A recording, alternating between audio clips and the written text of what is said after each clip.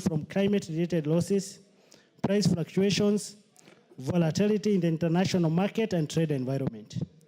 Interstate conflicts such as the Russia-Ukraine war, supply chain disruptions, and the recent trade tariffs imposed by the United States. 2, efforts being made by the ministry to introduce a price support mechanism for coffee, tea, milk, and macadamia farmers to boost their incomes and ensure sustainable livelihoods. 3, action being taken by the ministry to ensure equality in the distribution of subsidized fertilizer and ensure that the distribution is informed by the region's soil quality and topography types in different regions of the country. And finally, 4, report on status of implementation of the Guarantee Minimum Returns Program on the GMR Guarantee Minimum Returns Program. I thank you, Honorable Speaker.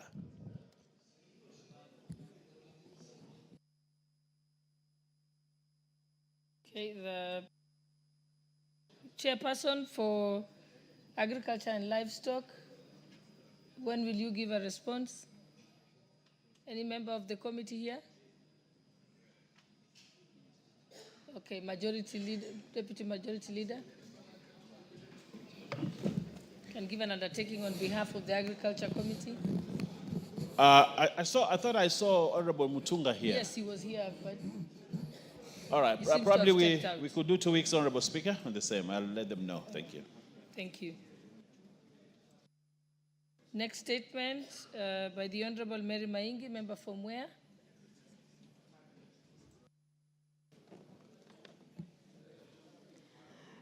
Thank you, Madam Speaker. Honorable Speaker, pursuant to the provision of Standing Order 44.2c, I wish to request for a statement from the chairperson of the Departmental Committee on Agriculture and Livestock regarding the status of rice importation into this country. Honorable Speaker, on 26th of May this year, it was reported that rice farmers in Mwea constituency, Kirinyaga County, are likely to suffer a loss of more than $500 million if the government fails to intervene and purchase 5,000 metric tons of grain from their stores, despite being full of grain sufficient for the country's consumption. It was reported that the situation has been occasioned by the government's action of importing rice, which has flooded the markets to the disadvantage of the local farmers.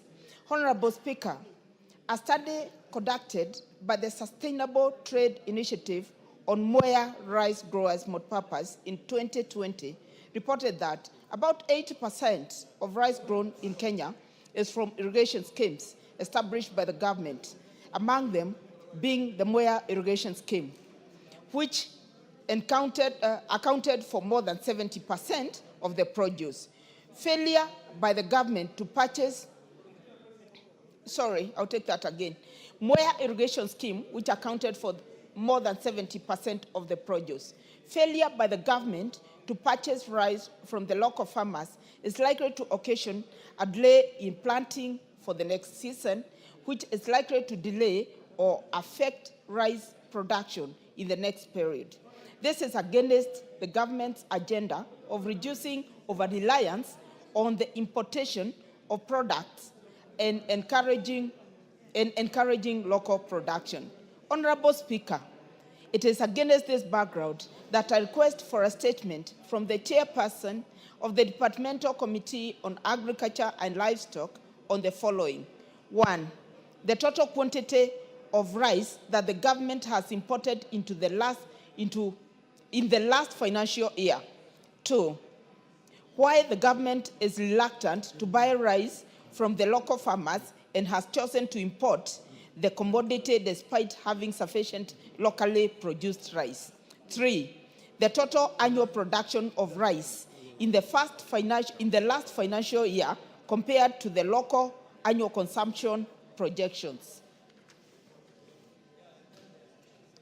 4, measures being taken by the government to ensure that a larger percentage of rice produced locally is purchased by the government to reduce over-reliance on imported rice.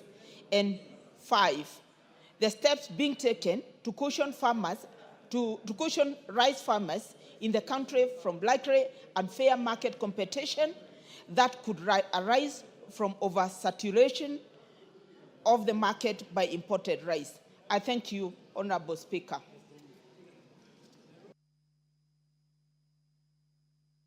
Again, that's also for the chairperson, Agriculture and Livestock. He's still not here. So, Deputy Majority Leader. I'll inform them, Honorable Speaker, we bring a statement in the next 2 weeks, Honorable Speaker. Much obliged. Thank you. I think the next statement is by the Honorable Mishi Mboko, member for Likoni. Thank you, Honorable Speaker. Honorable Speaker, pursuant to provision of Standing Order number 44-2C, I wish to request for a statement from the Chairperson of the Department Committee on Transport and Infrastructure regarding the status of upgrade of the Likoni Ferry Channel. Honorable Speaker, more than 300,000 people use the Likoni Channel on a daily basis, which links Mombasa Island to Kwale County in the South Coast. In 2020, the government commenced construction of the Mtongwe ramp with a view of decongesting the Likoni Channel. Sadly, the construction is yet to be completed, worsening the congestion at the Likoni Channel. In addition, the ferries in the Likoni Channel keep developing mechanical failures. For instance, on 25th April 2025, a ferry developed mechanical failure and stalled while on transit, causing fear amongst the passengers. On 17th April 2025, the Kenya Ferry Services only had 2 ferries in operation following a breakdown of 2 other ferries. This caused congestion in the area and adversely affected the resident. The incidents raised concern vessel and the need for urgent attention to ensure the safety and security of the resident and prevent such occurrences in the future. Honorable Speaker, it is against this backdrop that a request for statement from the Chairperson of the Departmental Committee on Transport and Infrastructure on the following. 1, measures put in place by the government to ensure safety and efficiency of ferry services, including an update on the status of maintenance and procurement plans for new ferries and upgrade of the existing vessels. 2, status of the construction of Mtongwe ramp in Likoni constituency. And 3, long-term strategies being put in place to provide sustainable and reliable maritime transport solution for residents of Mombasa County and businesses dependent on ferry services. I thank you, Honorable Speaker. Chairperson for the Committee on Transport and Infrastructure, not present. What about any member of the committee who can give an undertaking on behalf of the committee? All right, again, that's left to you, Deputy Majority Leader. All right, Speaker, I will inform GK Dempifundiyah, the chairperson. From Chebastia Secondary School, Madam Speaker, are very disciplined and hardworking students. I welcome them here in Parliament so that they can witness what we normally come and do, that is legislate and to represent the issues from various constituencies within our country. This is the place to be. This is the place that you should work hard and desire to be in the future. I wish you well, and equally, Madam Speaker, allow me to wish all of them that are going to sit for their exams at the end of the year success in the exams. Thank you so much, Speaker, and they feel welcome to the presence of Parliament. Thank you, Speaker. Thank you. The Honorable Omboko, your statement, sir. Thank you, Honorable Speaker. Pursuant to Standing Order number 44-2C, I rise to request for a statement. Deceased, Honorable Speaker, were 5 members of the same family from a Sirulo village, being a Mr. Ernest Ambani, 36 years, his wife, Flora Ambani, 33 years, and their children, Gertrude Amisi, 9 years, Silas Omboko, my namesake, 3 years, and Stephen Mukuna, 2 years. Additionally, Honorable Speaker, Mr. Harrison Liaha, 24 years old, perished in the Inferno together with his pregnant sister, 18 years. Miss Yvonne Okuo also perished, and No, let me take that again. Miss Yvonne Okwoku, also Miss Charity Eboso, wife to Mr. Harrison Liaha, who perished in the tragedy in critical conditions, along with their one child who was miraculously saved from the inferno. Honorable Speaker, the cause of Makina fire tragedy remains unknown to date. Adding to previous fire tragedies that have occurred in informal settlements, particularly in Nairobi, distressfully, fires in the informal settlements have become alarmingly frequent, often exposing the fragility of our urban disaster preparedness and response, calling for elaborate interventions. Honorable Speaker, it's against this background that I request the chairperson of the Departmental Committee on Administration and Internal Security to appraise the House on the following. Number one, a comprehensive report on the cause of the fire incident in Makina area, Kibera, including the details of the affected people and the findings on the systematic failures of the recurrent fire tragedies in the informal settlements. Number two, the support, if any, extended to the ministry to the survivors of the tragedy, including provisions of shelter, food, clothing, emergency treatment, and trauma counseling, including sending off of their beloved ones. Number three, the steps being taken by the ministry to expedite the release of DNA results for the victims of the fire tragedy so as to spare the families of the deceased from prolonged emotional distress and enable them lay the deceased kins to rest. And finally, Honorable Speaker, the measures that the ministry intends to put in place to prevent similar tragedies in the informal settlements in future, particularly in terms of safety, community awareness, disaster response, and urban planning. Honorable Speaker, the families have been living here for the last more than 3 weeks, Honorable Speaker. The government chemists do indicate that they need 30 days to give the DNA tests, meaning they'll have to stay here for a whole 1 month before they rest their beloved ones to rest. And it's upon that that I really wish that we treat this as an urgent matter. Thank you, Honorable Speaker. I think I'll exercise my discretion and give a chance to the member for Kibera to buttress that statement, since it's your constituency. Thank you, Madam Speaker. I want to agree with my colleague, Honorable Milemba. The fire actually occurred in my constituency. Just as he has said, I want to agree totally to the sentiments of my colleague. It has been very, very the families affected and those who also live in informal settlement. The fires have been occurring almost every 2 weeks. But this one was one of its kind because people died beyond recognition. When you have 9 people dying beyond recognition, it is not a small matter. Now, this has been happening in this country for a long time, especially in Nairobi in informal sector. We have talked about this. We have also asked the government and the county government to give us a place where we can have a fire station.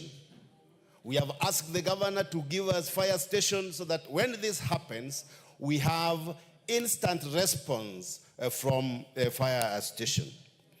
However, we had asked the government to help the victims, and I must say that the government also responded well and brought some food to the victim. But this can never help or fill the gap, emotional gap that has been experienced by this group of people. However, the president came when he was asked to visit these victims. He went and visited the victims and gave a full support to the victims. However, we must have a lasting solution to the fire outbreaks in this informal settlement. We are asking that we need to get to the root bottom of the causes of fire every time. And the investigating agencies must do this with speed, because the families concerned, like my colleague has said, have been here for a very long time. We also need to have the DNA test. It must be hastened. They must carry out DNA tests so that these families can be taken home after a very short while. Otherwise, I sympathize with the families, the affected families, and we ask that the government must take serious action. Thank you, Mr. Speaker.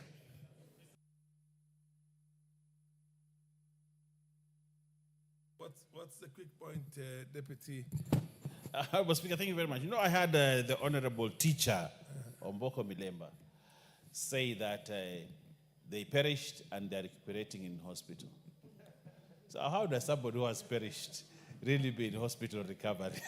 Those who perished and those who... I found that a very interesting statement. Order. I don't know whether it's because he needs to buy specs. You know, the Honorable Owen Baya, order. Why do you need to write on a point of order when the chair is protecting you? Okay, what's your point of order? Thank you for protecting me. And I'm really surprised at the leader of business in this house prejudicing with casualty and casualness the death of a family member that lost 5 people, a father, mother, 3 children. Another one that lost 2 people, only 1 and a child are in hospital. And he's laughing about it. I think you should apologize for this, and to Kenyans and the people of Emuhaya, Yes, and those families that do suffer from such a tragedy. Order, Honorable Mboko. I thought all that the Honorable Owenbai was saying, he needs order, he needs clarity. Order, Honorable Mboko Milemba. You are a member of the Speaker's panel, and when you're told by the Speaker order, you stay in order. The impression I had is that all that Owen was seeking, order. All that Owen was seeking is clarification on how many perished and how many are recuperating. Am I right? Is that all that you're saying? And Honorable Mboko has already has given those figures. Yes, Honorable Olwatch. Thank you, Honorable Speaker, and allow me to ride on and make a a comment as well. Madare constituency, just like Kibera, had been affected within, I think, a span of 2 weeks. And also on behalf of my colleague, the member for Kamkunji, the House will remember also that there have been frequent fires in Gikomba. Honorable Speaker, these issues touch on criminality, and so as the chair is going to respond to this statement, if you look at the common nexus between these fires, the one that persists in Toi, the one that persists in Gikomba, 1 month hardly passes without these fires. There is a question of criminality that possibly touches on the land ownership issues. And so for us to be able to deal with these things conclusively once and for all, one of the suggestions that has been there... Honorable Mamose, allow Honorable Tongoyo to hear what... He is the chair of Provincial Administration and Security. So let him listen. Have you heard what the Honorable Olwatch has said? Please listen. Repeat what you had said. And Honorable Speaker, what I'm saying is that there is an element of reality. These things are not mere coincidental fires that take place. There are people, a cartel, a cabal of people who feel that they can be able to forcefully circumvent an appropriate public land where ordinary traders carry out business by frustrating them with ordinary fires. And one of the things, other than looking at the culprits, is for this committee to consider compulsorily acquiring those lands and making them either in the name of the county or the national government, and then allow the traders there to build a modern market.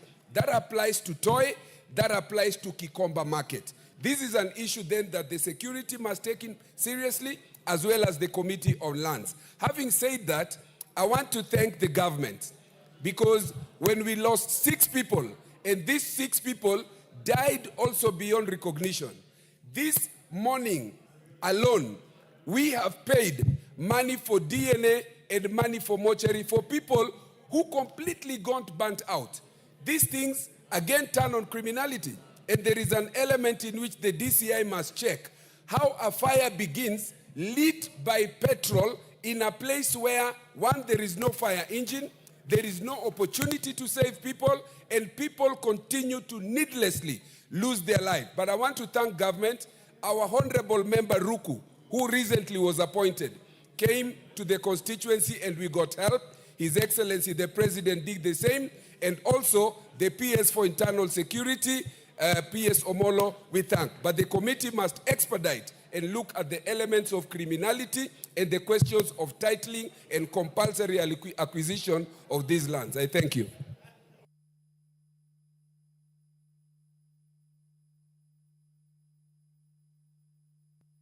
Okay, the Honorable Owen Bayer. That's a statement. Honorable Speaker. Did you rise on? Yeah. What exactly are you? What's your point of order about? No, I want to say this, Honorable Speaker. The issues of fire in Nairobi are just too many. And I think the County of Government of Nairobi, knowing that management of fires and fire brigades are devolved, we want to see the County Government of Nairobi really being proactive first to ensure we do not have these fires. And when they occur, they are there to ensure that they don't destroy. But we cannot have a perennial issue of fires in this city county. You know, this is a city county. This is the gateway to, this is Nairobi. It is everything for Kenya. But if you cannot manage, you always have fires. Who will respect this country if we cannot manage fire? So the governor of Nairobi, if you are listening, please protect your people and the property in this town by ensuring we do not have these fires all the time. You want to enrich that question anymore? Because I want to call upon the chair to give a commitment on when he'll have the response. Asante sana Mheshimiwa Spika, na mimi niweze pia kutoa pole zangu na rambirambi kwa watu wa Kibera na hasa viongozi ambao wameleta maneno haya ndani ya bunge. Niseme poleni sana kupoteza wapendwa wenu, na niweze kusema Mheshimiwa Spika, hili ni jambo ambalo limekuwa linarejelea mara kwa mara, na ni wakati ambapo inafaa uchunguzi ufanywe tuweze kutambua kuwa ni kina nani ambao wako nyuma ya maafa haya. Mheshimiwa Spika, haiwezekani kila wakati familia zinapoteza wapendwa wao na pengine kuna mtu nyuma, kama vile nimesikia Mheshimiwa Nbaya akisema wengine ni mambo ya mashamba na mengine.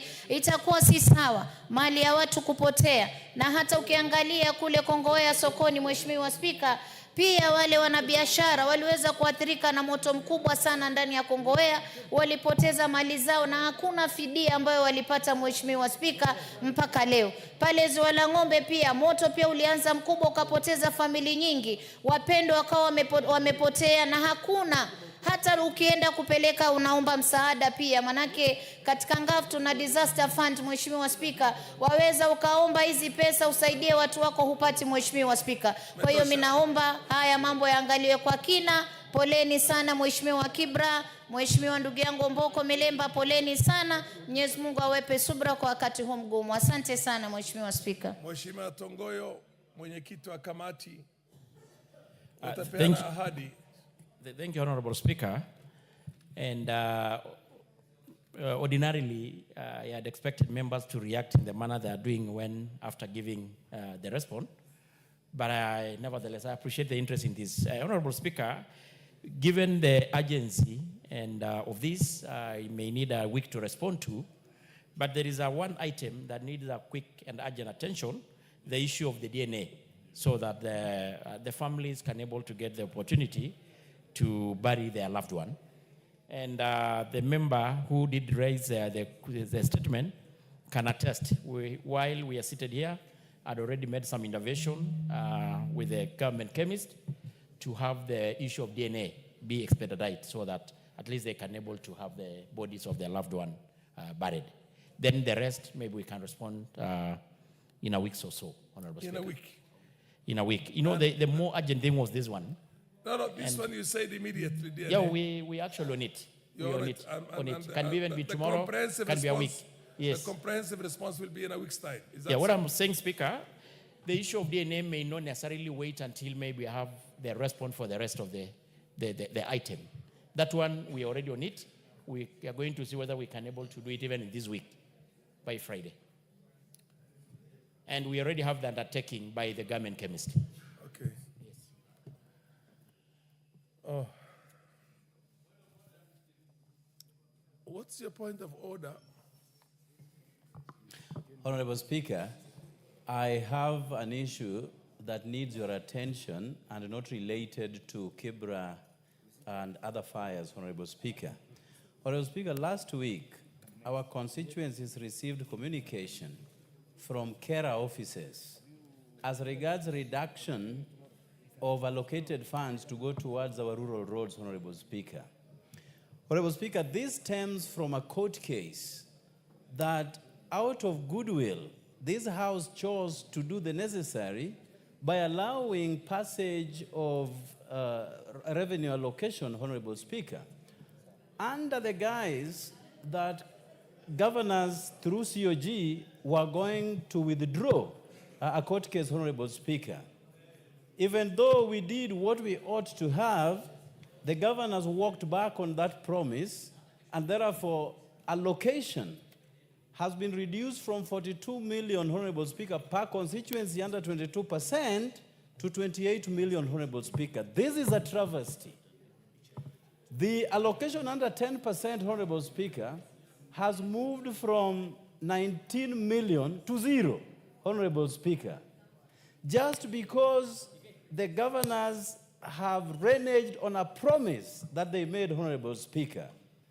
Honorable Speaker, it is a behavior akin to not wanting anything from this House going forward, Honorable Speaker.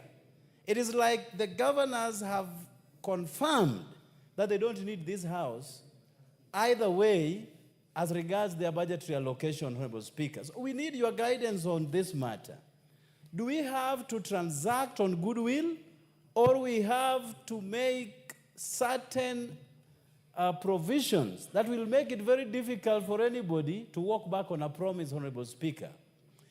Our constituencies, even though have received that reduction, Honorable Speaker, most of the members of Parliament have advised their carer committees not to move to reallocate or to reduce those budgetary allocations, Honorable Speaker.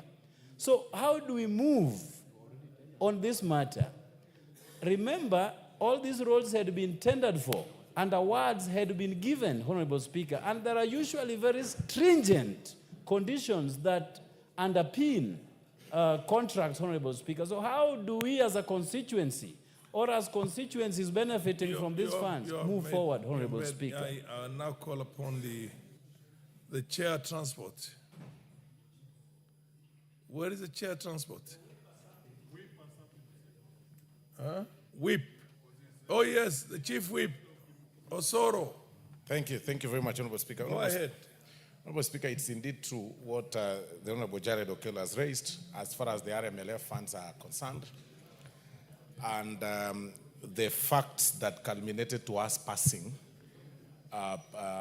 what the governors really wanted us to pass as part of the negotiation so that you can unlock the stalemate that had arisen from the court order that led to the freezing of the 10 billion shillings RMLF. Honorable Speaker, it's important to inform the House that that matter has really been canvassed by the House Business Committee in the previous two sittings. And last week, Honorable Speaker, the Right Honorable Speaker nominated a few members of Parliament, of course from this House, to the negotiating or mediation, to mediate with the Council of Governors. And at this point, I wish to report that we've really made positive strides. I don't know whether Honorable Okello is listening to me, because it's very important. Because he did ask a question, but I don't see him, Honorable Speaker. I don't know whether I should proceed. Oh, he's here. Okay, so Honorable Speaker, the judgment to that matter is coming up on Thursday at 2 p.m. what we did when we passed out of what you've said, Honorable Jared, is that what we did then is that we sought to arrest the judgment from being delivered at that point, and it was postponed to Thursday. However, today we were in court. Of course, the National Assembly and the Council of Governors, and the court directed that we proceed with the ADR. I need to confirm to this House that tomorrow we'll be meeting with the Council of Governors. Tomorrow, if of course they show up. If they don't show up to the directions that the court have been given, we still have our cards. Because it is actually wrong for governors or the Council of Governors, Honorable Speaker, to hold the entire nation at ransom. I mean, 10 billion, Honorable Speaker, is lying idle in some account. And the roads, even with these rains, Honorable Speaker, the roads are impassable. And even if we decided to give this money, Honorable Speaker, to these governors, they will not do them. They will not do them. Trust me. I am on record as having said, Honorable Speaker, that you will actually need a microscope to see what governors do across their counties, Honorable Speaker. Besides recruiting huge battalion, Honorable Speaker, for events so that they can, and Harambes, they have a group of people that move around with them in every meeting, and their work is just to cheer and clap for them, Honorable Speaker. And that is why, Honorable Speaker, they are pushing for such. By the way, it's important for this House to know. Fair enough. No, let me conclude, Honorable Speaker. Please conclude. It is actually the same governors, Honorable Speaker, that are sponsoring cases against this House, Honorable Speaker. The NGCDF case, it is Council of Governors. RMLF, it is actually Council of Governors. But we are telling them that if they think they are going to hold us at ransom, that tomorrow they will not show up for the ADR ahead of Thursday, and they won't show up, no problem. Today here on order number 12, we have a division of revenue, in the order paper, Honorable Speaker, number 12, and it's already actually rejected, Honorable Speaker. So we are going for that mediation, and we will see, because we really cannot be holding the country at ransom because of our, moving around in red carpets and those kind of... Okay, fair enough. I thought you meant you can't hold the country hostage. Anyway, Honorable Kainan. Mr. Speaker, I always support consensus. Some of us fought so hard for devolution during the countdown to the promulgation of the current constitution. Mr. Speaker, as a person who has represented a constituency that has been marginalized over the years, the devolution that I had in mind, the devolvement of resources that I had in mind, when I jealously fought for the enactment of provisions that will provide resources to the ground. And what is being seen right now, Mr. Speaker, and I'm sure you are around, you are a deputy speaker then, is completely different. Mr. Speaker, I want to go on record that I am a firm believer in devolution. I believe in devolution. I will always support devolution. But I will not support a convoluted, corruptly managed devolution, Mr. Speaker, that does not allow the trickling down of resources to the common people. Mr. Speaker, I want the Honorable Osoro to listen to this. We acted in good faith. We acted as members of the National Assembly, as members of the 13th Parliament. We acted in good faith to allow the passage of that bill and formed a dialogue committee. I am aware the Honorable Osoro, who is also the the minority whip, and my majority whip, I'm sorry to say this, and also who is a seasoned lawyer, has briefed us today in the House Business Committee. Mr. Speaker, the members are not being told the truth. The truth of the matter is this, and it's my responsibility to speak plainly, to say the truth, because I only fear God. The governors have withdrawn from that case. The court made a determination against your interest. The last chance is tomorrow morning.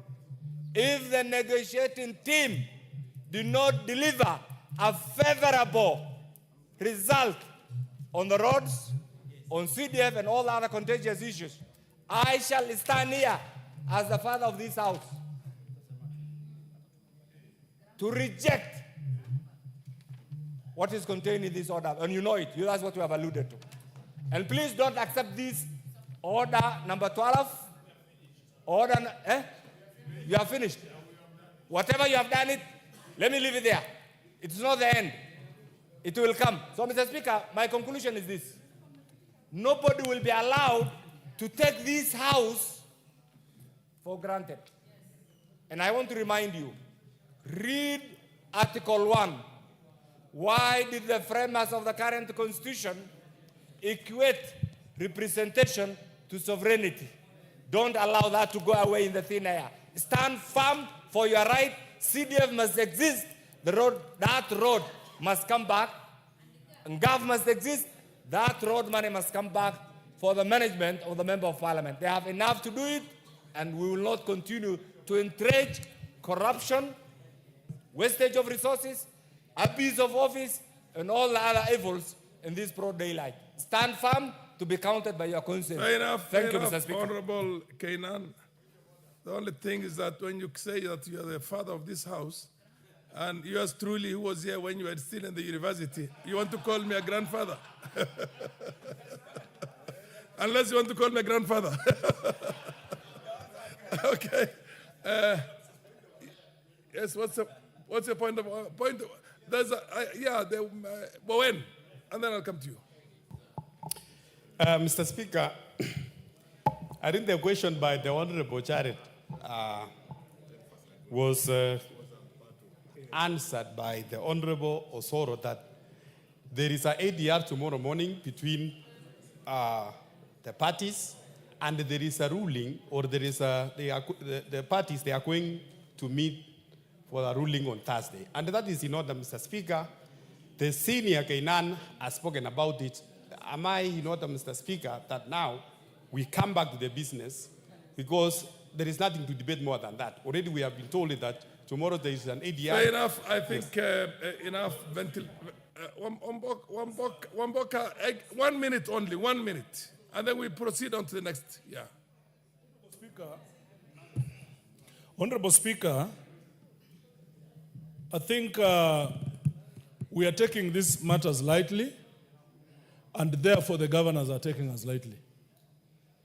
Everyone knows in this republic, governors handle a lot of money, Honorable Speaker, and nothing happens. In my own county of Bungoma, we get about 14 billion from the exchequer, own revenue about 2 billion. That is about 16 billion. Honorable Speaker, in a county with 9 constituencies only, you can hardly see a project that goes beyond 10 million, Honorable Speaker. That must go on record. Honorable Speaker, that governors have gone behind our backs and discussed with the judiciary, and they have pulled out of negotiations with us, and that the judiciary is going to give its ruling on Thursday. Honorable Speaker, we must do something punitive to the governors. We must fire a shot to the governors. Honorable Speaker, we must not wait for governors to find us flat-footed, Honorable Speaker. And Honorable Speaker, beyond this, I will urge honorable members that we need a Kamkunji tomorrow morning. We need a Kamkunji. We can no longer appropriate funds for them, first to go and loot, and then come and want more and more and more funds to loot. We cannot give them money to go and bribe their way to want to take everything from GAF, from CDF, from roads. Honorable Speaker, it is not going to be business as usual. Most of these governors are just thieves. There is nothing that they are doing with the monies that we appropriate for them. We have students who are suffering at their homes. We have schools, Honorable Speaker, that do not have anything from the counties. We are supposed to have roads. Even as we speak now, there are roads that are meant for governors to do. They are not doing these roads. They are leaving the roads for us as MPs to do them. Why are they demanding more money? So that they can continue looting? We say no. We demand a Kamkunji so that we can take a very punitive approach Kama ni vita, sisi wote ni wanasiasa na tunaweza pigana. Okay. We will have to go to the next. I think we have. No, it's a weighty matter. DK, what exactly do you want to say? I mean, it's already been ventilated enough. Okay, thank you, Mr. Speaker. Take no more the than a fact minute. that I'm also in the mediation committee, we want to state categorically, power lies in this house. What we do with that power is what makes some people outside there to love on us. Let us exercise it this time. If at all they are not going to come for the mediation, I dare say, us as this house, we start with the division of revenue bill. And that is why they will know there are men and women in this house who can actually act as per the Constitution. And the Constitution says clearly, the legislators in this house are the only ones who can appropriate money to anybody. Thank you. The Honorable Attendee, the chair of the Budget Committee, I had asked you initially if you... Thank you, Honorable Speaker. Honorable Speaker, I had some information which I would have loved to share. But in view of the impending court ruling, I'm afraid I will not be able to share it with the members. But I just want to say that there are very, very good consultations going on involving the Ministry of Roads, involving Parliament, and even the highest office in the land. And I'm very optimistic that shortly we are going to have a solution, which is going to be helpful for members. Of course, we are determined to ensure that all the resources that are stuck are disbursed to the constituency so that the roads projects are completed. Honorable Speaker, I just wanted to persuade members that Division of Revenue Bill is a precursor for passage of supplementary estimates. So there will be no budget before we pass the Division of Revenue Bill. So let us be tolerant. Governors are very responsive. They are cooperating with us, even as we engage. So if we threaten that we will not pass Division of Revenue Bill, it means there will be no budget in the first place. So I know these are very, very weighty matters, and they are matters that touch at the heart of most of our colleagues. But let us just embrace dialogue. I know that very soon we are going to have a solution on both of those issues. So for Division of Revenue Bill, you know that we are going for mediation. Let us approach mediation with an open heart. Let us engage our colleagues in the Senate so that we can be able to move these processes forward. Otherwise, I want to persuade members that from our last meeting towards resolving this issue, there is sufficient goodwill. And I am sure that members will be very happy shortly. Whether the court case goes against us or for us, I think we are going to have a solution. Fair enough. Thank you. We will have to go back to... Let's go to the substantive business here, or rather the business on the order paper. Now we are having responses on statements that were sought. And this one is on the status of the construction of Lunga Lunga Sub-County Headquarters.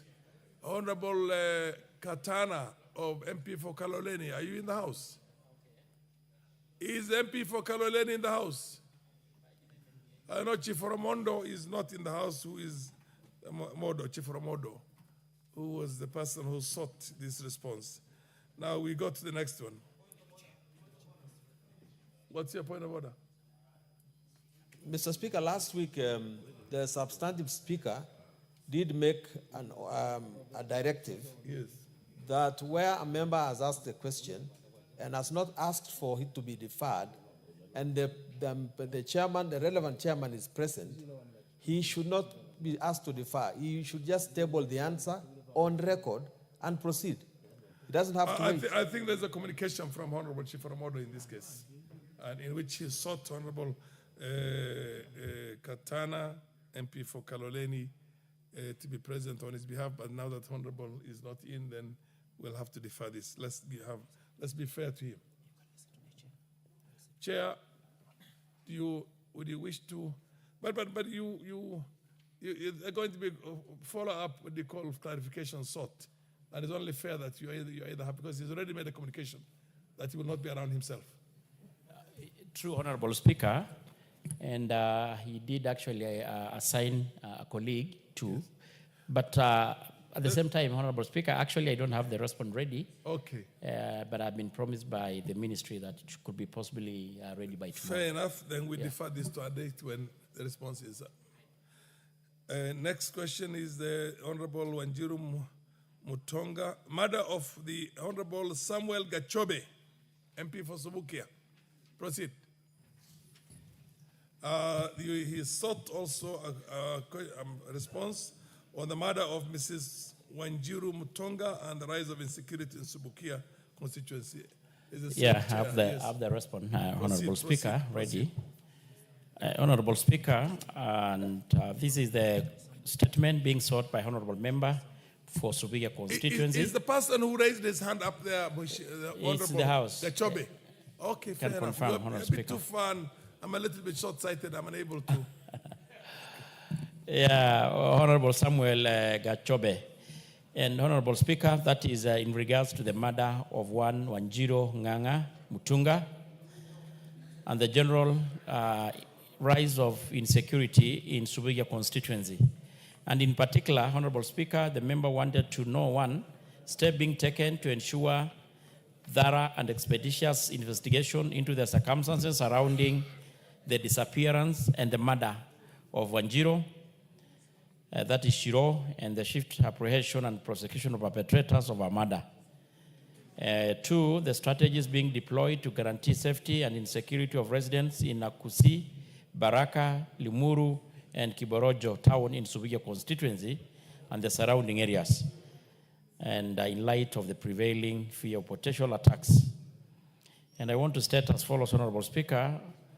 On 18th April, at around 9 p.m., Esther Njiru reported the disappearance of her daughter, Nganga, at Kiborojo Police Station, VIDE OB number 0618-0425. She indicated that Wanjiru did not return home on previous day from the garage where she was on industrial attachment. Later that day, at around 10, a report of a dead body found within the Kanga area of Limuru farm was made at the station VIDE OB number 0818-0425. The police officers from the Kiboronjo police station, together with the officers from DCI Subukia, visited the scene in a company of Esther Njeri.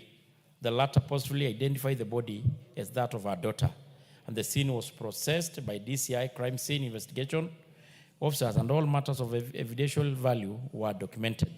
The body was moved to Nyahururu Hospital mortuary for preservation, awaiting postmortem examination. The investigations were immediately commenced, and a police case file, Reverend number 7023 of January 2025, opened. Statements from several witnesses were recorded to aid in the inquiry. And on April 22nd, a postmortem examination was conducted by one Dr. David Komen at Nyahururu Hospital mortuary, witnessed by the deceased father, Mr. Patrick Nganga. The pathologist found all body parts intact and in normal condition. According to his expert opinion, the body cause of death was asphyxiation. Investigations are still ongoing, with efforts intensified to identify the perpetrators.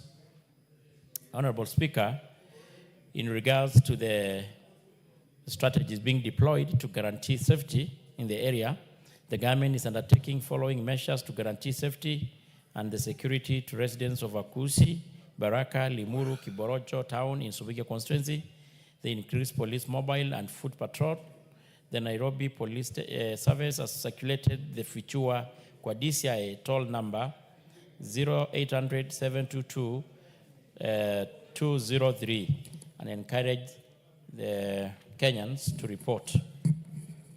report and share intelligence anonymously, guaranteeing confidentiality and safety of the whistleblowers, and the fertilization of community policing committees to strengthen collaboration between the police and the local communities to promote real-time information sharing and enable the quick response to suspicious activities, including potential threats to the public safety.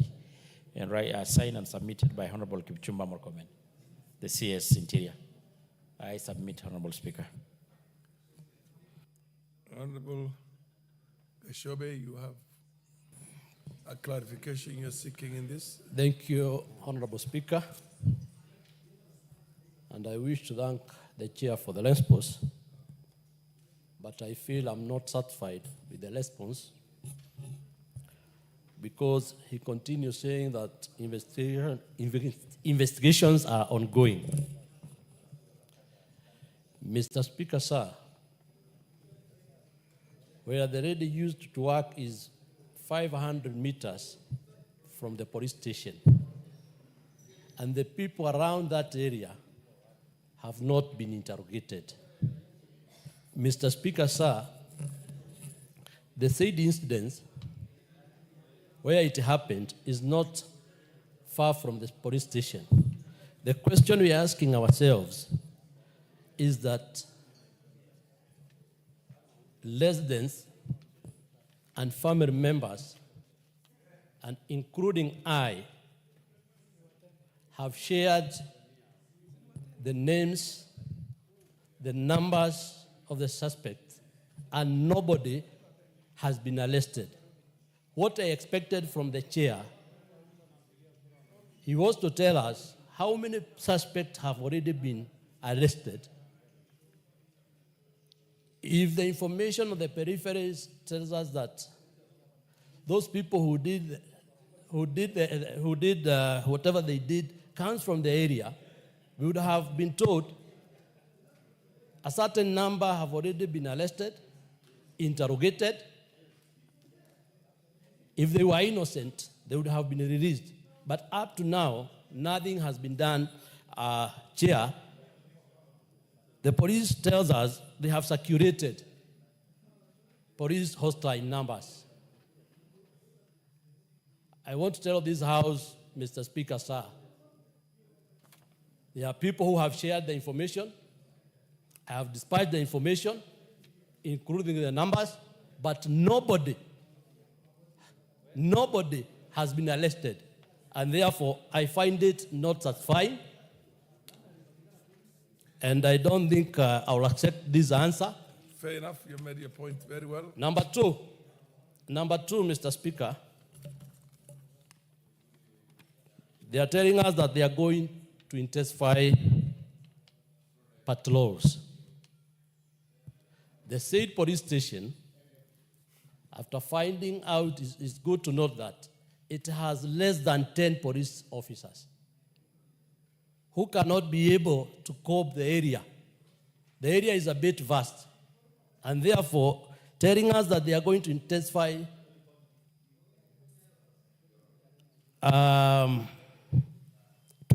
the patrol, I find it very difficult. What I have heard from the chair is that they are doing all efforts to add more police officers so that they can be able to intensify the patrol. Number two, the said station has no patrol vehicle, which makes it very difficult to patrol the area. And therefore, Chair, I will plead with the Chair for an additional information because I felt what was presented here not satisfying. Thank you, Chair. Thank you, Speaker. Honorable Martha Wangari. Thank you, Mr. Speaker, for indulging me to ride on this statement by my counterpart from Subukia. And Mr. Speaker, the issues Honorable Gashofe has raised are widely Nakuru issues. Just yesterday, a gang actually killed a police officer. Just last week, we had a child that was literally butchered in Barnabas. The issue of security in Nakuru is getting out of hand. We do not have enough policemen. We do not have even motorcycles. The station at Pakawa, which is shared between myself and Honorable Gikaria and Honorable Njoki in Bahati, has no single motorcycle, not a vehicle, and gangs are roaming day and night, Mr. Speaker. So I would wish that the CS Interior, through the chair of the committee here, takes very serious cognizance of the issues happening in Nakuru, and that killing of that police officer should be a wake-up call to what is happening, Mr. Speaker. Thank you, Mr. Speaker. The Honorable Minority Whip. Yes, your point of order? Or point of information you said? What's your point? Just call it point of clarification. I know the standing orders are sometimes misleading. Mr. Speaker, taking into account the seriousness of this issue, considering the answer given by the chair, taking into account the limitations by chairs of committees in getting proper, responsive answers, will I be right to suggest to the Honorable Samuel and other affected members to file a petition through this House, have it referred to the committee, allow for public engagement, so that in that process, the committee will be in a position to write a report that will reflect on the evidence on the ground, so that this House gets also an opportunity to get an answer that befits the situation that you are describing. Thank you, Mr. Speaker. Honorable Miri. Thank you, Mr. Speaker, for giving me this opportunity. Mr. Speaker, my concern is that there is an alarming rise in cases of femicide. Many, many young girls are being found dead. Just I think last week, 2 girls in Siaya were found dead. One a school student who was called up, God knows by who, and then she was found raped and murdered. Mr. Speaker, I know the President has tried and given some money towards sensitization, but Mr. Speaker, when the security agencies are very minded in finding the culprits, they act fast. Mr. Speaker, would I be in order to ask that they prioritize the issue of gender-based violence? We are losing a lot of our young girls. And so that when you have such cases, in the same way that we are moving with a lot of speed over other crimes, we should move with the same speed to arrest the culprits. Otherwise, they will continue murdering girls because they know they can get away with it. Thank you. Honorable members and Honorable Dr. Makali, what exactly did you want to raise? Mr. Speaker, thank you so much. I just wanted to write on the issue raised by the 2 honorable members, and this is the issue of security in most of our areas, Honorable Speaker. You know, Honorable Gikomba has said something which also touched my issue.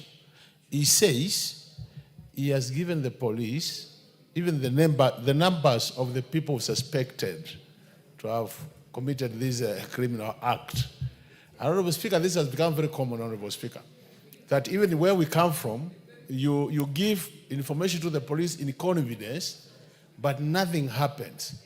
While we appreciate the limitations with our chair, because it's our colleague, I think, Honorable Speaker, it's important. I don't know whether we, either other than a petition, I think a question could be better so that we get the CS coming to this House to respond to some of our issues.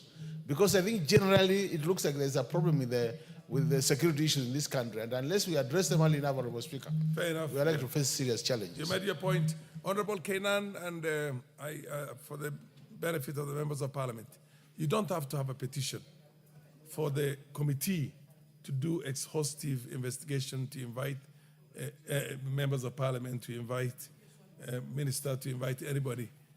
So I think the Honorable Tongoyo, are you hearing me? I was trying to get Momuse to leave your side of the House so that it doesn't, somebody else has come now to. Kiborek.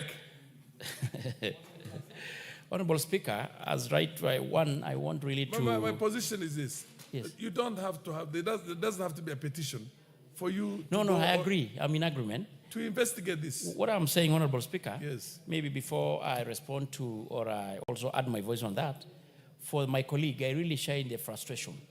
But it's good, Honorable Speaker, we will appreciate the complicity in these crimey things. They come in different ways. The majority of these perpetrators are expert. They kind of conceal their footprints. But what I want to suggest, Honorable Speaker, as it is for now, we have more than 10 list of statements being sought from different members in this House. And of late, we kind of the opinion that we may call the CS to appear before the committee because we can be able to have an interactive. And all those members probably who are not satisfied or who even we could list as having statements that need more engagement, we can able to give them to appear before the committee and the CS so that we can able to have a more robust interrogation. So that is what my suggestion, Honorable Speaker, need you indulge on the same. Done sufficient ventilation on this matter, and the chair will do the needful. So let's go to the next one. The next one is the response is education. Is the chair of education around? Is the chair of education around? No. What about the question, Honorable David Kiblagat? Honorable David Kiblagat. Yes, DK. Honorable Speaker.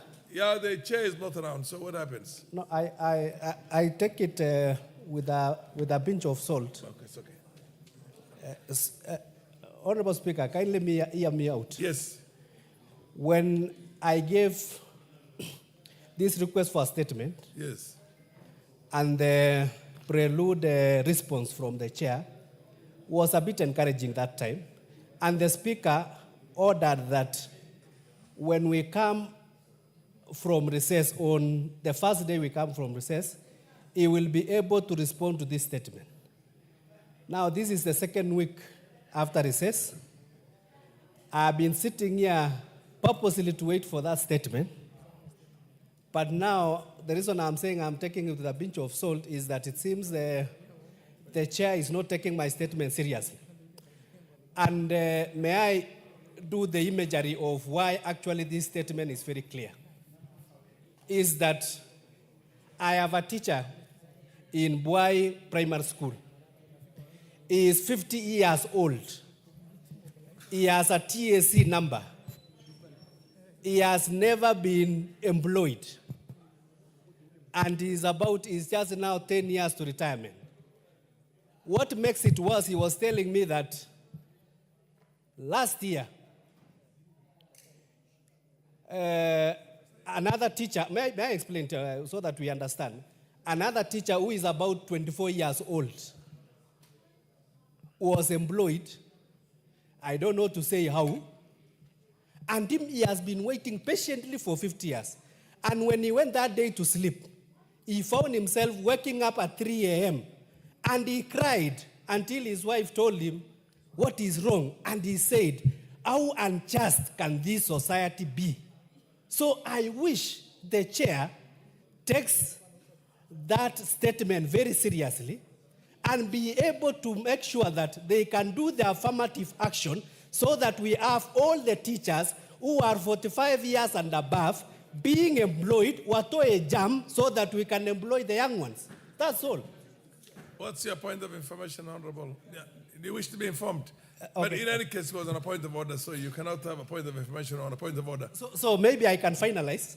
I wanted to beseech No, you. but he wants to inform the House something, and the chair has given him. I think he has given up. Yeah, no, he has not given up. Mr. Speaker, if Honorable Kiblagat accepts, he's aware today there's a change of leadership at the TSC. I am not in any way trying to advocate or talk about the absence or the presence of the Honorable Meli. But today, there's a change of leadership at TSC. The long-serving Commission Secretary, the Honorable Nancy Macharia, has exited today and passed the baton to Evelyn Mitei. Because of the change and taking into account the environment, I'm sure the Honorable Meli, as an astute, good former teacher, is somewhere in that environment trying to make sure that the transition from that good former CEO, Nancy Macharia, and I'll say good former CEO, to the new CEO takes place, acting CEO, takes place in a friendly, conducive, legally driven, people-friendly, TSC-oriented, teachers-placed, so that teachers all over can you made your point. benefit. You made your point. The Honorable DK, I direct that this matter be put on the order paper tomorrow. And I'm sure Honorable Mary will understand the urgency and the need and the seriousness of the chair on that matter. Because if he was told that he has to have it on the first day the parliament resumes, and this is the second week, we appreciate that he might be involved in something fairly significant in the teaching fraternity in this country, but nonetheless, he should have the answer tomorrow. Next response is extension of the national power grid from Garissa to Wajir and Mandera counties in northeastern region, northeastern province of Kenya. The Honorable Adam Kenan and the energy, where is the chair of energy? The chair of energy, yes. I'm here, Honorable Proceed. Speaker. You have the response? Honorable Speaker, my apologies. We as a committee, I think we also need to take action against the PS who was supposed to have given us this response. And now for the second time again, I don't have. And I wish to plead with the Member of Parliament to give us additional 1 week, and then we can be able to, for both. That is order number under 4 and 5. And for the response sought by the Honorable Tom Mboya, MP for Nyatike? Yes, also. And this other one? I also don't have it. Are you okay with that, Honorable Kenan, next week? Mr. Speaker, you know we have waited for 63 years. Yes. 63 years without connection to the national grid. So waiting for 7 more days is not far-fetched. It's not a big deal. The 7 days will come. You can count, Mr. Speaker. Fair enough, years. Honorable. But Mr. Speaker, let me say this. I want to qualify something.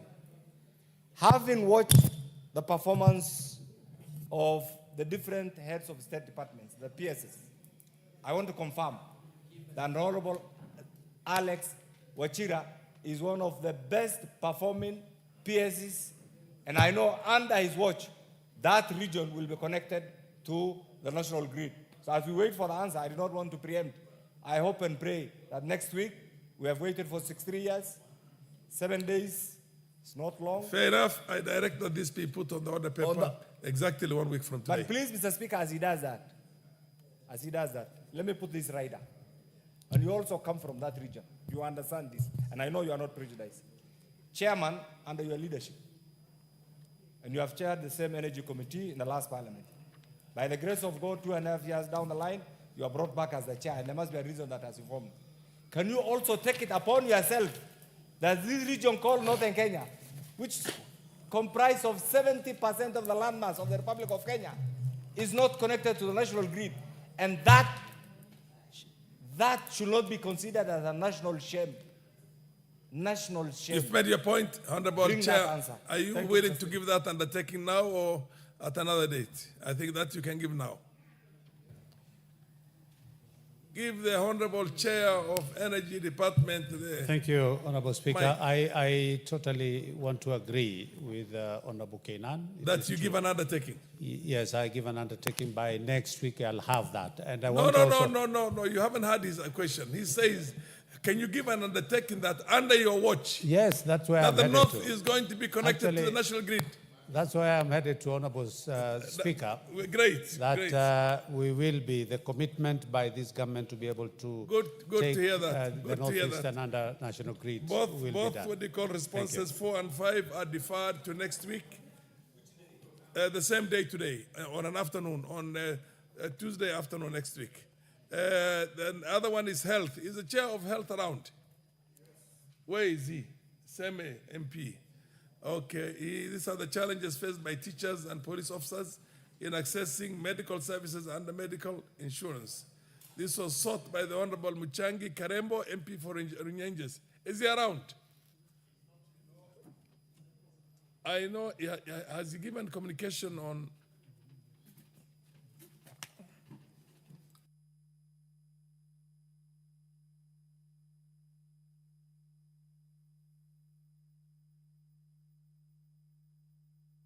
Let's give the Honorable Karemba MP for Runyenjes the benefit of doubt, because for 3 good days, along with me and the Honorable Chair for JLAC, the Honorable Murugara, we've been holed up somewhere. We were all extremely tired, so I don't know where he is. So this is also deferred to the same day next week. I have to get to labor first before you can rise yourself. Wait. So the matter on Honorable MP for Seme, Professor Nyikal, the one and only, this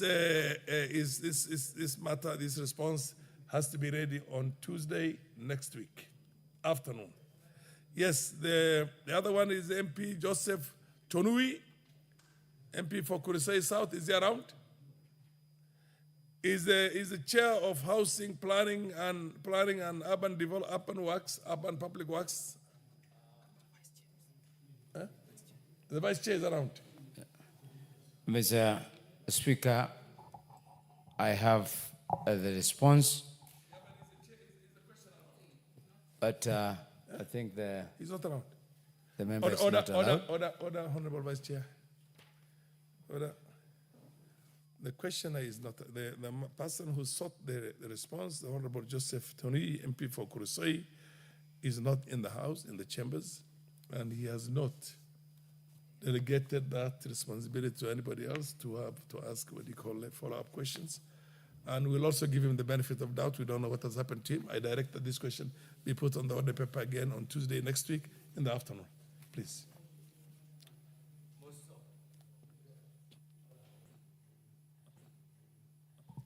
Most obliged, Mr. Speaker. Thank you. The Honorable is the chair for lands in the House. The chair for lands. Sorry. The chair for labor. Is he around? Is in the House, the chair for labor. The chair for labor. Honorable Mule, why don't you shout and say yes? You have a mic in front of you. And he's a member of parliament for Nandi County, Honorable Cynthia Muge, also in the House. Madam Cynthia Muge. I also direct this question also to be deferred to next week. Thank you. On Tuesday afternoon. Thank you, Speaker, Honorable Speaker. I believe this is, let's just be fair to them.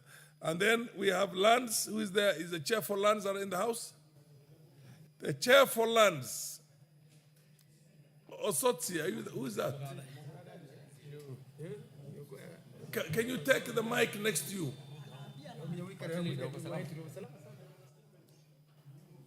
Is that the Honorable Machau Waidaka? Are you the chair of lands? Honorable Speaker, I'm the chair for lands. And the Honorable Machau Waidaka, MP for Kiambu? Is not around, but I want to confirm to the Honorable House that this statement was answered to on 5th of December 2024. So it's appearing for the second time. I don't know how it came about. Fair enough. This has got to be expunged now because it has already been dealt with before. Am I right? This matter has been addressed. And the last one is the Honorable Faisal Bada, MP from Sambweni. And the chair for lands, are you in possession of the answer for Honorable Faisal Bada? Yeah, we'll request for 7 more days. The response to the statement is not ready. I so direct that this question be put on the order paper on Wednesday after, well, is it Tuesday or Wednesday? Tuesday afternoon next week. Now we go back to the old order. We're going back to order number 14. Order number 14, motion, ratification of the agreement on fisheries subsidies. Martha.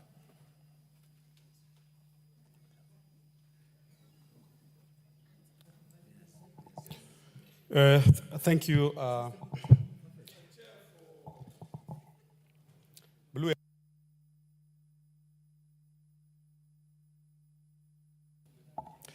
Thank you, Honorable Speaker. Honorable Speaker, I rise to move that this House adopts the report of the Environmental Committee of Blue Economy, Water and Irrigation and its consideration on the agreement of fisheries subsidies laid on the table of the House on Thursday, 17 April 2025, and pursuant to the provisions of Section 8.4 of Treaty Making and Ratification Act, Cap 4D, approves the ratification agreement of fisheries subsidies.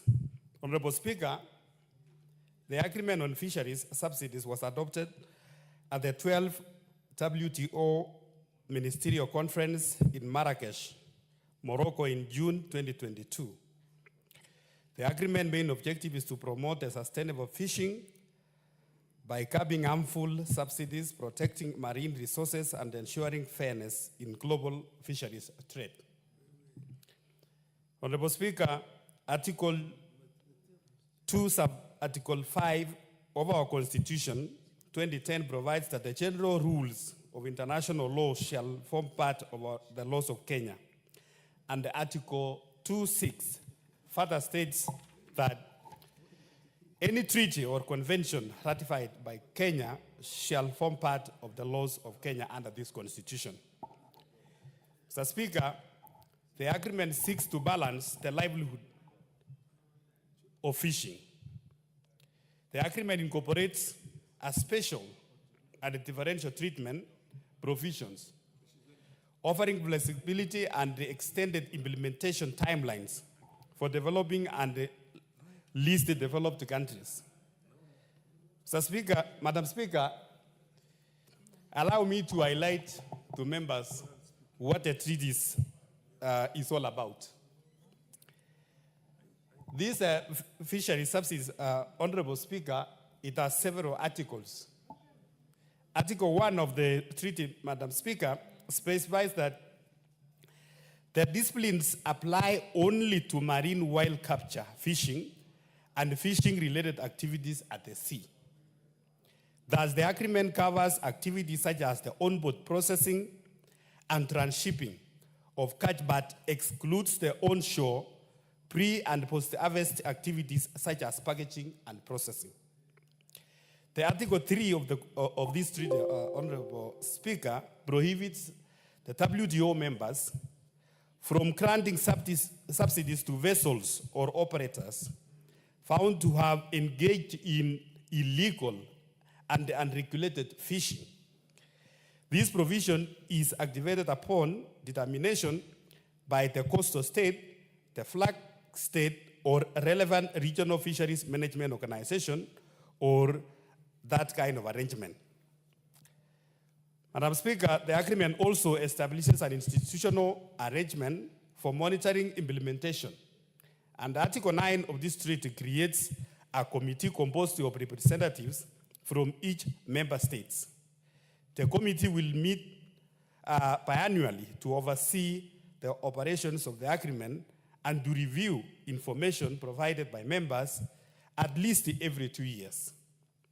Madam Speaker, the committee noted that upon ratification, the Kenya would be required to align its laws, the regulation, and the administrative procedures with the agreement. And this includes providing a description of its fisheries regime, citing relevant national laws and procedures within 1 year of the agreement entry into force, and promptly notifying the WTO of any subsequent changes. Madam Speaker, the committee further observed that the Kenya must regularly notify the WTO fisheries subsidies to facilitate surveillance of implementation. Effective stock assessment and the related programs will be key to fulfilling this obligation. Additionally, Madam Speaker, the committee noted that the agreement does not allow the state parties to enter reservations. However, Article 9, Sub-Article 4 of this treaty provides for a comprehensive review after 5 years. This one, Madam Speaker, so that if there is some reservation from a country, after every 5 years, they meet so that they can review. These reviews could result into the amendment based on a practical implementation experience. So, Madam Speaker, this is a treaty for fisheries. And Kenya, Madam Speaker, and especially in this new sector, which is a new economic front, Madam Speaker, we are still new in blue economy. Many countries, they have gone ahead for many years. Many of their revenues they have been getting through fishing. And Madam Speaker, this is a subsidy treaty where countries sign to make sure that the fishing in their countries either those who are coming in to fish in our country or even those who have the capacity to do a deep sea fishing, Madam Speaker, they are regulated. And then it provides also some subsidies so that as a country, if we have to tap our resources in the deep sea, we have some subsidies for those who want to invest, maybe in terms of taxation and such things or such subsidies, Madam Speaker. So this is just a regulatory treaty, and it has been signed by many countries, especially the countries which are bordering the Indian Ocean and many other coastal lines, Madam Speaker. So, Madam Speaker, that is just the input of this, why we need to ratify this treaty as a country, as provided for under our Constitution, Article 2, Sub-Article 6 of the Constitution.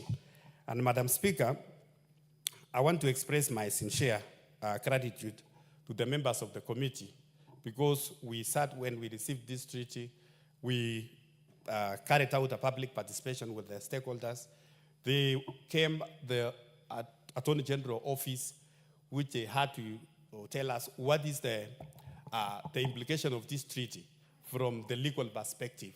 How is it going to affect our existing laws? And they appeared before us because we already have some other laws, like the Kenya Fisheries Act of 2016.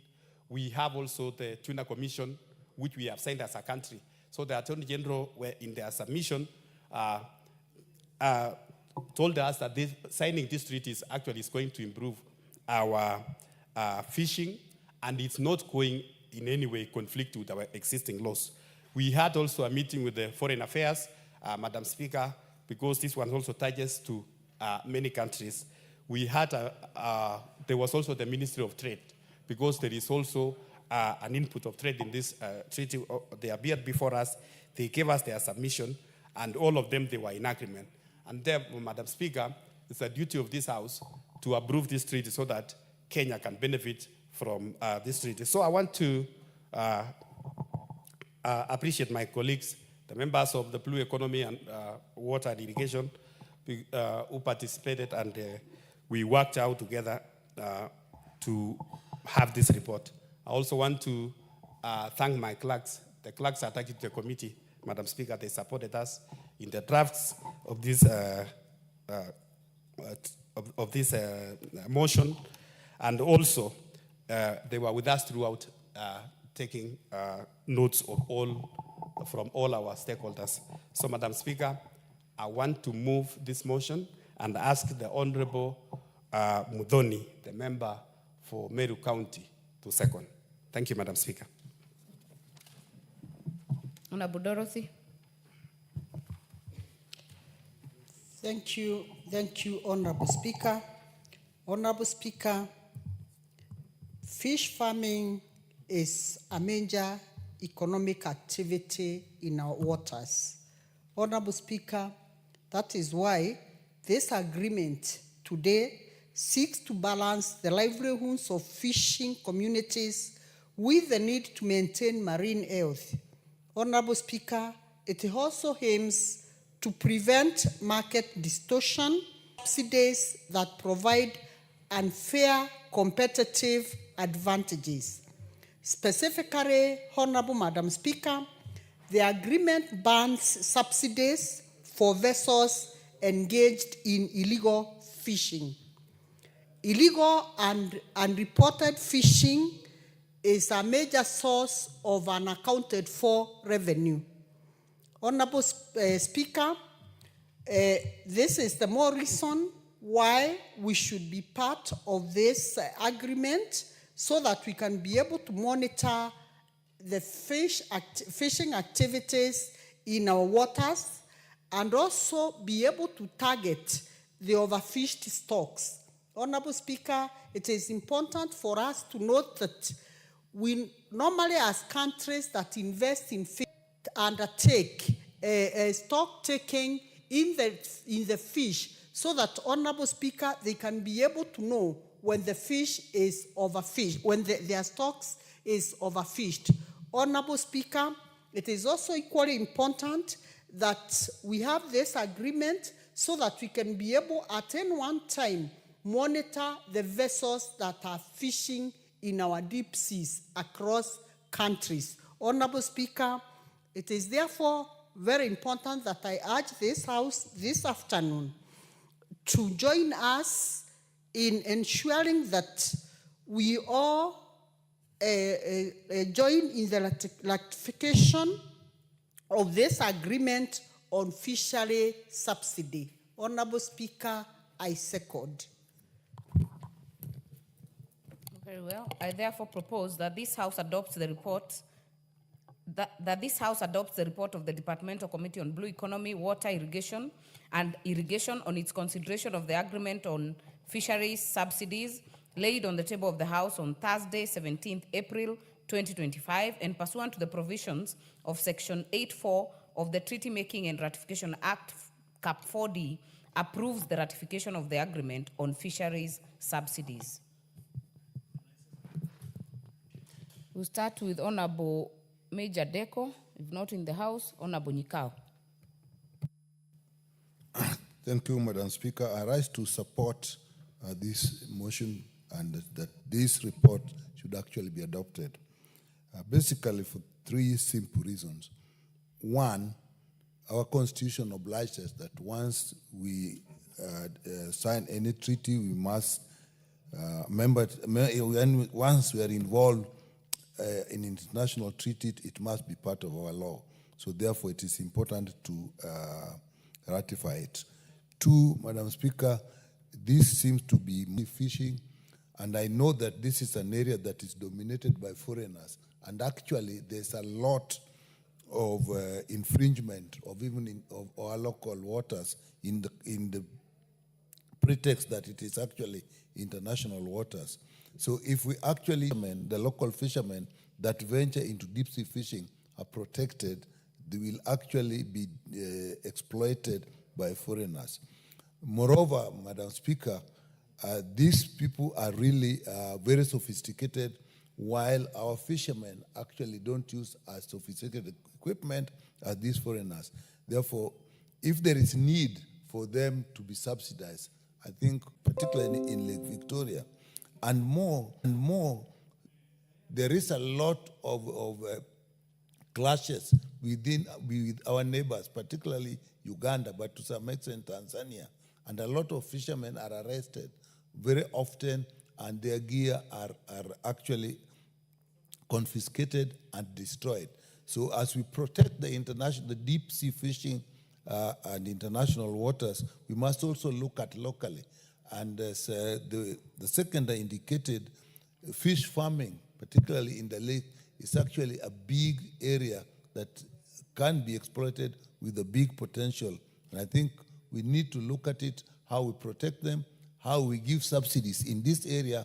Fortunately, as we have heard, this treaty deals with deep sea fishing, but which means we can actually support and subsidize our local fish farming, which are coming from the lakes. So I think we are likely to get a lot more output from our lakes than even from the deep sea. So as we protect them with this international treaty, let us also look at what is happening locally. So I don't know, it meant deep sea. When you are dealing with Lake Victoria, for example, where we actually have 3 countries that are sharing the lake, does it qualify under this treaty? If it does, then the more reason why we should sign this and see how we can protect our local fishermen. With that, Madam Speaker, I support. Honorable Owenbaya. Thank you, Honorable Speaker, for giving me this opportunity to support my brother and the person who crafted his name from mine, the Honorable Bowen, to support him on this report, Honorable Speaker. The report is on ratification of the agreement on fisheries subsidies. Honorable Speaker, anything fisheries actually touches on the coast. coast of Kenya is one of those big fish baskets in this country. And fishermen there have, for many years, been seen as, if you're a fisherman, you're a poor man. You know, there is a kind of a correlation between poverty and fishing. And the communities there have never come out of the cocoons of poverty because of the kind of fishing regime that exists in this country. A fisherman can be a very rich person if properly enabled. But if they're not properly enabled, Honorable Speaker, they end up just doing what you call subsidy fishing, artisanal fishing. Just go out there, get the catch for the family, and sell a few pieces, so that you are just subsisting on it. And a family goes on, and the grandfather was a fisherman, the father becomes a fisherman, the son and the grandson, they all become fishermen, and therefore cannot come out strongly unless probably they pursue another trade. Honorable Speaker, as a country, we need to change this matrix. We need to change this thing. It is hurting families that otherwise would have been richer if we gave them proper fishing gear and gave them a proper legal regime to fish. Honorable Speaker, it will shock you today. A fisherman that goes to sea, when he leaves home with his nets and gets to the beach, he'll be asked, and I want the Honorable Kagogo to listen to this so that he can help fishermen. When he arrives there is somebody from KWS asking him a question. Do you have a fishing license? From Kenya Wildlife Services. Because Kenya Wildlife Services has demarcated some of the places as marine parks. So first he's asked, do you have a license for fishing? When he finishes answering that question, Honorable Speaker, he moves further.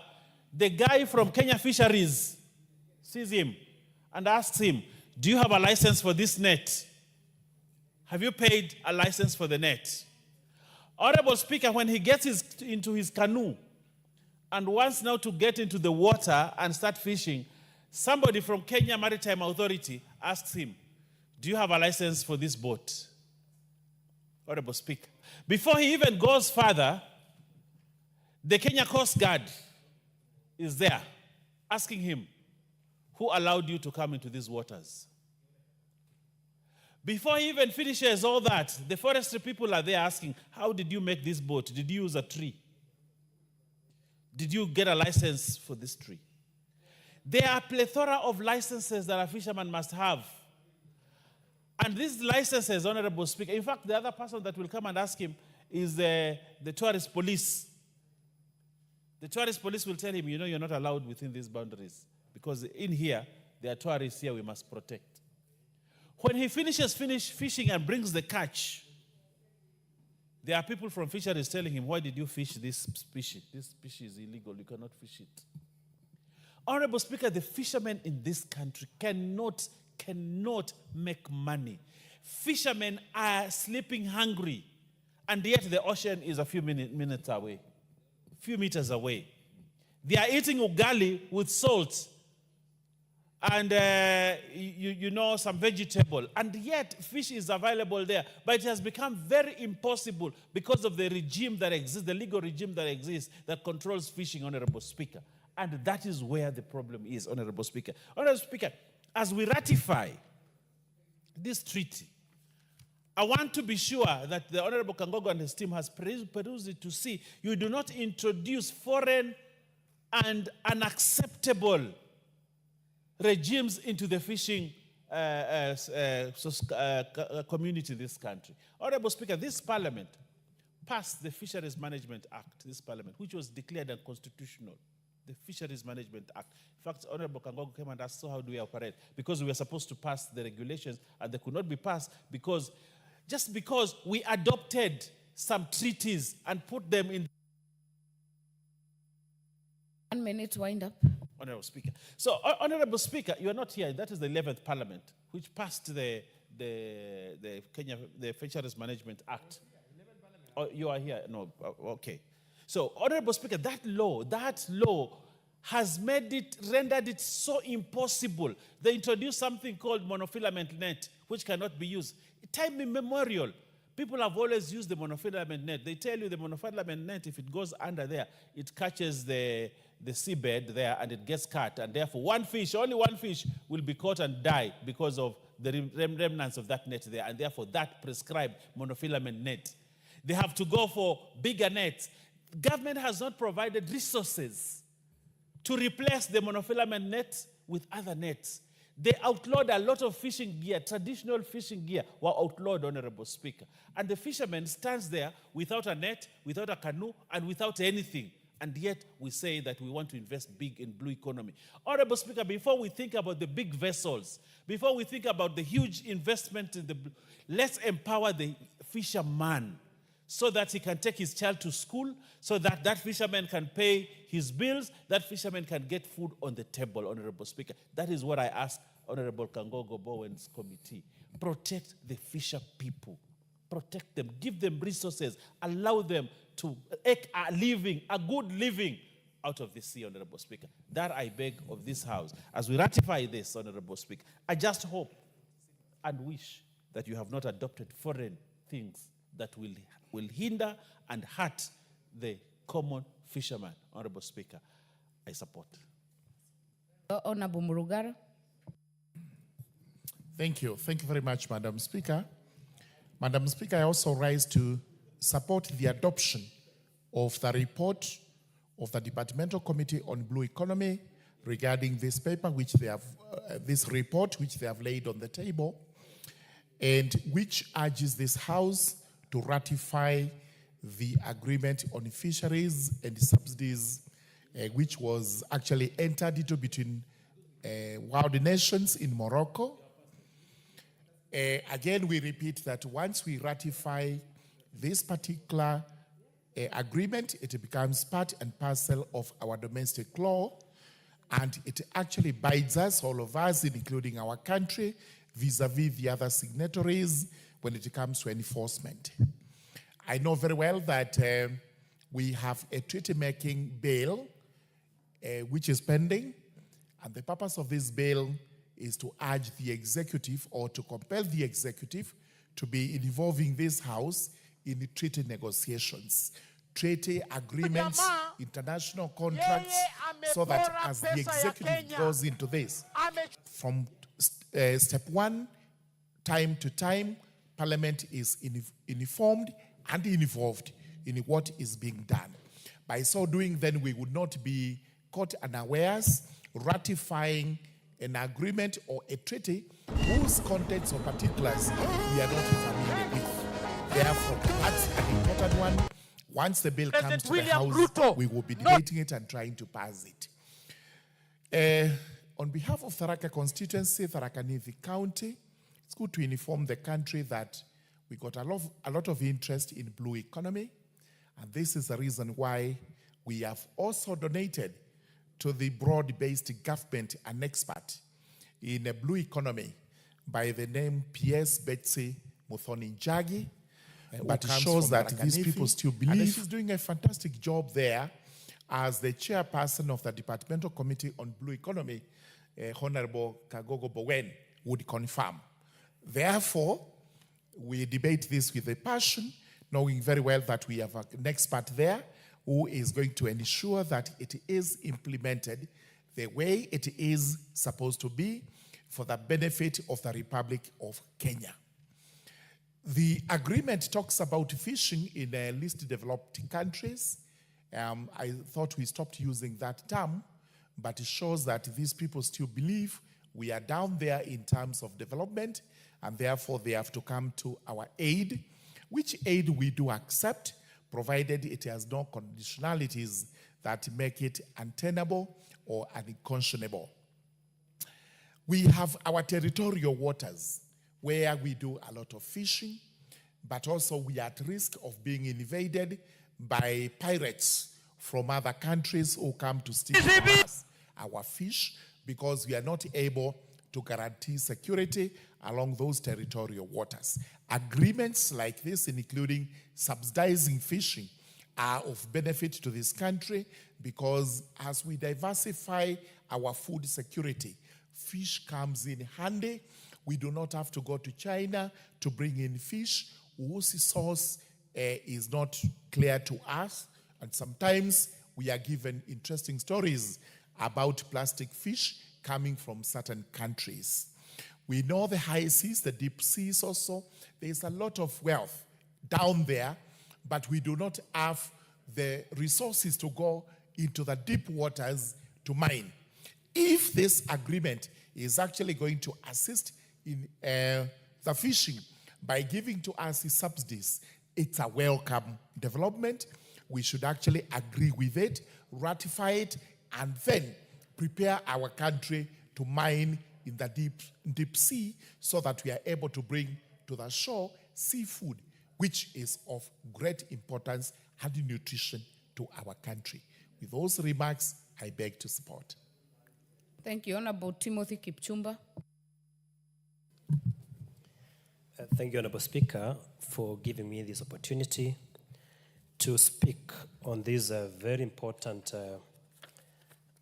motion before this House on the ratification of this particular treaty. Honorable Speaker, Kenya is a member of the global community. We have a very progressive constitution in this country. Honorable Speaker, if you read Article 2.5 and 2.6 of our constitution, it speaks to that particular issue in that any treaty that Kenya has ratified becomes part and parcel of the laws of this country. Honorable Speaker, I wish to thank the Kangogo Bowen Committee because they complied fully with the relevant legal provisions insofar as matters to do with public participation is concerned. I have read the report of the committee. It is very clear that they conducted public participation. Honorable Timothy, if that's your phone, you'll need to put it on silent. Yeah. I actually was looking for it, Honorable Speaker. Honorable Speaker, if you look at this report by the Kangogo Bowen Committee, they have captured clearly that they conducted public participation. And that is in clear spirit with the provisions of the Constitution, which provides that the people of this country must speak to any document that this parliament passes. So that when we speak as members of parliament, we speak for and on behalf of the people of the Republic of Kenya, and we must also get their views before passing any document of this House. So, Honorable Speaker, this document has qualified insofar as the aspect of public participation is concerned. Honorable Speaker, Honorable Mulugara, the chair of JLAC, has raised a very fundamental issue which I wish to associate myself with.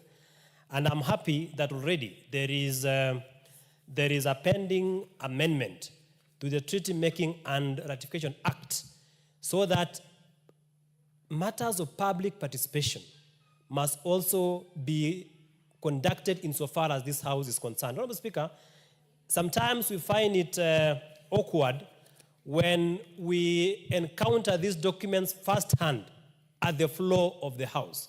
Honorable Speaker, if you read the way the Treaty Making and Ratification Act is the wording of the particular provisions of the sections of the law, it provides that Parliament has no role actually. Our role is just either to accede as a whole or to provide for some but we have no say on the documents. So, Honorable Speaker, that bill that the Honorable Mulugara has talked about, the amendment bill on Treaty Making and Ratification Act, is very important so that members of Parliament in this House can have a say on these treaties before the chairs of committees bring it before the floor of the House. Honorable Speaker, having said that, I have also read the report of the committee. One is the importance of us as a House ratifying this treaty is that we will guarantee security to our fishermen. Honorable Speaker, many other times that our fishermen have been harassed in the high seas. So that, of course, affects our fishermen in one way or the other. So it is incumbent upon this House to protect our fishermen because that is an area that we must invest in this country so that we can be able to earn revenue as a country. Honorable Speaker, the report also says that it will promote sustainable fisheries to support food security, poverty alleviation, and the preservation of marine biodiversity. If there is a biodiversity, Honorable Speaker, that we must protect in this country and has been left out in law, is the marine biodiversity. So I believe that the ratification of this particular treaty will promote the issue of marine biodiversity in this country, and it will be progressive if we ratify the same as a House, so that we can protect that particular diversity. Honorable Speaker, also to provide what we call a level playing field for fishers and fishery-related industries. Honorable Speaker, so that we compete as a global community, so that we progress as a country, we must be part and parcel of the international community insofar as establishment. 1 more minute for you, Honorable Kipchumba. Yes, Honorable Speaker. So that, Honorable Speaker, we become part and parcel of the global community so far as protecting our marine diversity is concerned, or biodiversity. Then, Honorable Speaker, we must be able to ratify this particular protocol. Honorable Speaker, also, in terms of sustaining the fishing industry in this country, there is no way that as a country we can be able to say we want to preserve and sustain our fishing industry without being part of the global community. Several countries have ratified this treaty. There is absolutely no reason, Honorable Speaker, as a country that there is no reason why as a country we cannot ratify this particular treaty. Honorable Speaker, also, if you read at this report, it says it will help in granting access to targeted technical assistance and capacity building support for developing country members and LDCs. Honorable Speaker, we are a developing country, and we appreciate that. And therefore, if we are to progress, Honorable Speaker, we have to do more technical assistance and capacity building in terms of supporting our fishing industry in this republic. Honorable Speaker, for those reasons, to the extent that this treaty complies with Article 61E and 69, which provides that these articles, that is, of course, what I've mentioned, are for productive, sustainable exploitation, utilization, management, and conservation of the environment and natural resources, as well as equitable sharing of accruing benefits. So, Honorable Speaker, this protocol, this treaty, complies with Article 2, 5, and 6, as well as Article 61A and 69(1)A of the Constitution. I thank you, Honorable Speaker. Very well. Member for Nakuru Town East, not in the House. If there is no more interest, we will call the mover to reply. Hold on, Honorable Kangogo. Member for Nyando.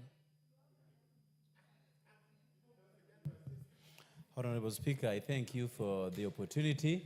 And on the same breath, I want to support this ratification on fishing, Madam Speaker. Madam Speaker, fish is a staple food in Kenya. And history has it that consumption of fish provides omega-3, which helps in brain development. And any family or any community that would want to have a lot of calcium in their bodies and omega-3 that feeds into developing their brain power, fish then becomes the best diet, Madam Speaker. Madam Speaker, our country has been exporting fish for a simple reason that we do not produce enough for our local consumption.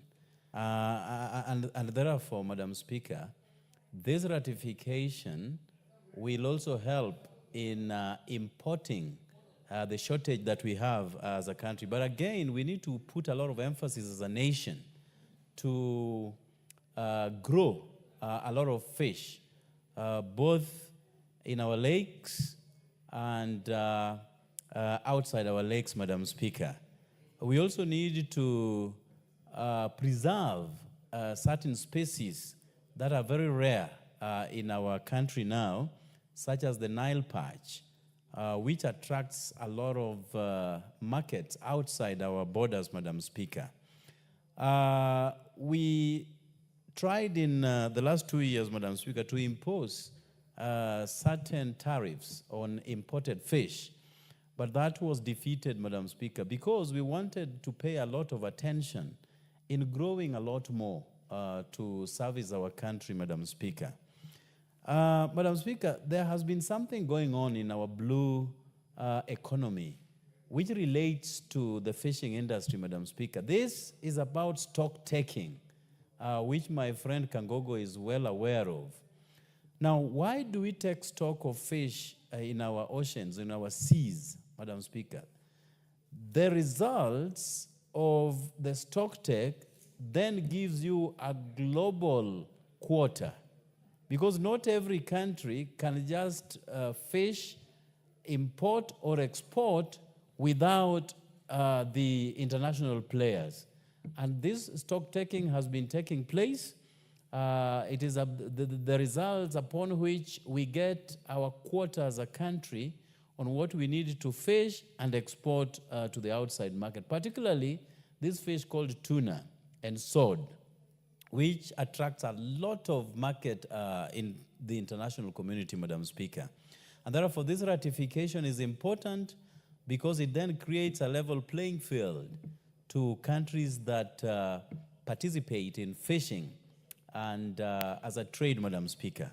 And therefore, I support this most important ratification, and I thank you for the opportunity. Honorable Kangogo, reply. Madam Speaker, thank you.